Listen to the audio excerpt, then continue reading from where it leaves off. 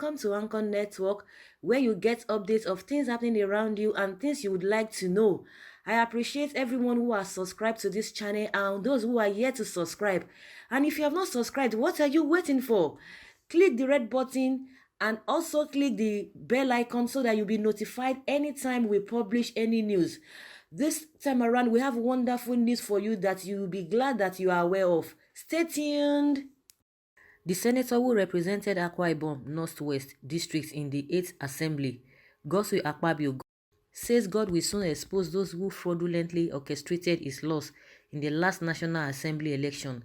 This was as Ibom Integrity and Servants Leadership Culture Initiative retreated its call that President Muhammadu Buhari should not appoint Akpabio as a minister in his cabinet, stressing that Akpabio came into the All Progressives Congress (APC) with no recognizable political structure. But speaking at Ukanam, Asian Udim local government area of the state, while empowering some of his constituents, Akpabio accused the INEC Resident Electoral Commissioner of the state, Mike Igini, of denying him of the mandate freely given to him. He described Igini as the most compromised electoral officer in Nigeria and should not be allowed to hold public office. Akpabio insisted that he did not lose any election and urged his people not to be dismayed by the temporary setback.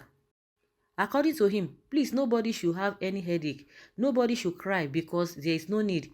You know your senator cannot lose election because we were all there. But many of them thought they can go and write whatever they like and even cancel what you want.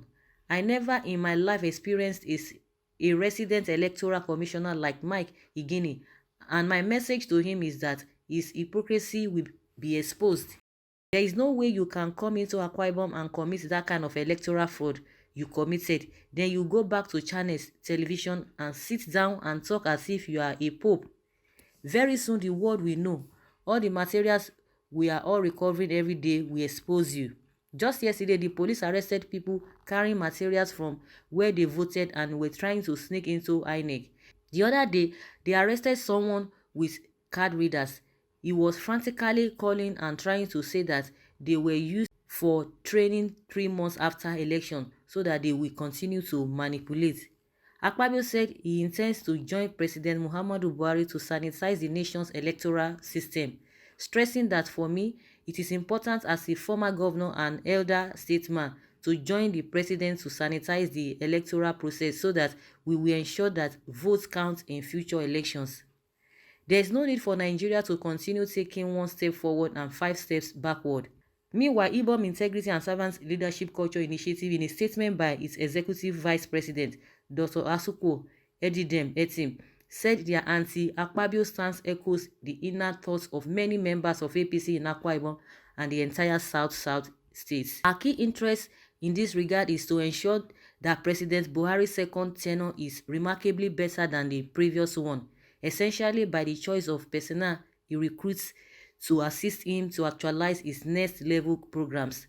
The few controversies around his government in the first term, as we noted in our letter, were apparently as a result of the unethical or insensitive actions of some of the former ministers, whose conducts were contrary to Mr. President's renowned discipline and conservative nature.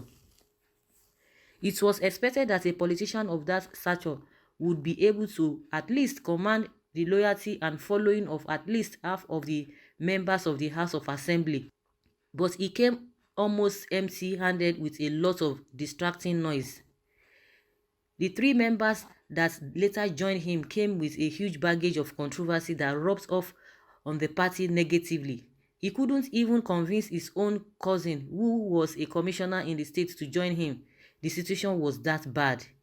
So when the PDP cleared all the 13 NAS seats, including his own, 120 of the 21 House of Assembly seats in the state, and retained the governorship of the state, it became very clear that we had actually overrated his electoral value and influence.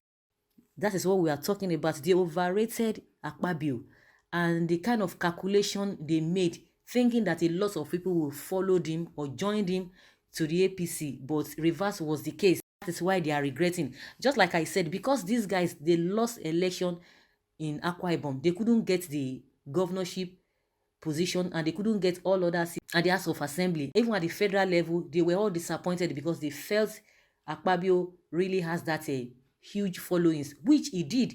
But one thing is that Akwa Ibom people were able to stand against him that no, we cannot just be pushover. We can't just take anything from you. PDP is a stronghold in Akwa Ibom. So for the fact that you've been leading us in PDP and all of a sudden we don't even know the rationale behind your movements because everything just came all of a sudden. Everybody was shocked. Everybody was surprised that Akpabio could really defect from PDP to APC. That what could have been the problem? So he just felt that he could really manipulate the people, but the people stood against him, and that was what happened. But I'm surprised now that Akpabio is like, the man Igini is a corrupt man, that he should not be allowed to hold any public office. And with what we've heard about Igini, that this man, he has that integrity. Nobody has ever faulted him.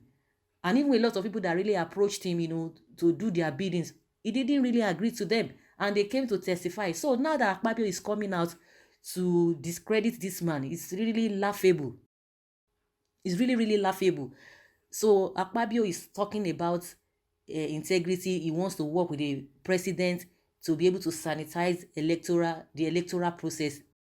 It's a good one. But unfortunately, the same people is working with in the APC, they are the one that still wrote the president that this guy cannot be one of your ministers.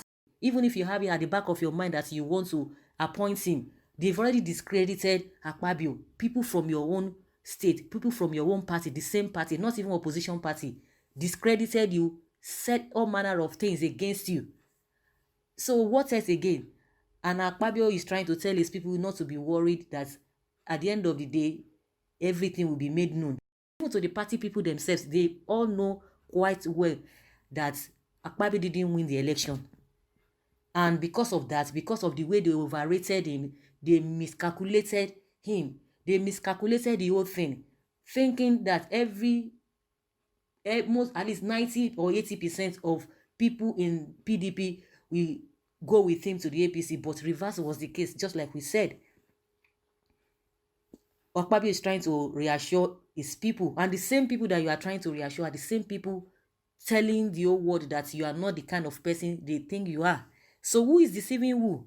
Politically, I think Akpabio has lost it, and it was really a wrong move he made by joining APC. Though he has the right to do whatever he wants to do, he's entitled to his opinion, but humanly speaking, everybody could see that Akpabio has really missed it. He miscalculated.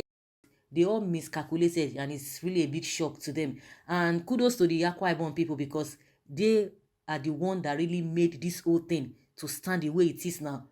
They make sure that PDP is still retained in Akwa Ibom. It will be so difficult for you to pull PDP out of Akwa Ibom and replace it with APC. And that's why we always talk about that. The people has the voice. The power lies in the hands of the people, but most of the time we don't really know it. A lot of states like that, they proved most of these politicians wrong, that no, you cannot just toss us around. We know what we are doing. For the fact that we like your style of governance when you were with us, doesn't mean then you just take any decision, we'll follow you like that. It doesn't work that way. We have some people in other states that can just follow their leader anywhere they go. But Akwa Ibom people and with other few states, they really stood their ground that no matter what, that we will not follow any leader. We must see that the leader has the direction. But Akwa Ibom people saw that Akpabio didn't have that direction because it came as a surprise to them, and he didn't inform them, and he couldn't even give them explanations of why he was leaving that party, and he wanted them to go with him. And they told him that the power lies in our hands. If there's anything that you have bargained with some people, that should be between you and them. But as far as Akwa Ibom is concerned, PDP is still going to retain that state, and that was what happened. This boldface that Akpabio is putting up now, I don't even know where he's getting it from, and I don't know the people he's even deceiving. If he's deceiving himself, I'm sure he can't deceive the people again. So guys, that's just my own opinion concerning what Akpabio has said, because he feels that he's being cheated, that his mandate was taken from him, that there was no way he would have lost that election. fortunately or unfortunately, he lost the election. So I would like you guys to comment on what he has said. Let's dissect and rub minds together. Thank you very much for always listening. Bye.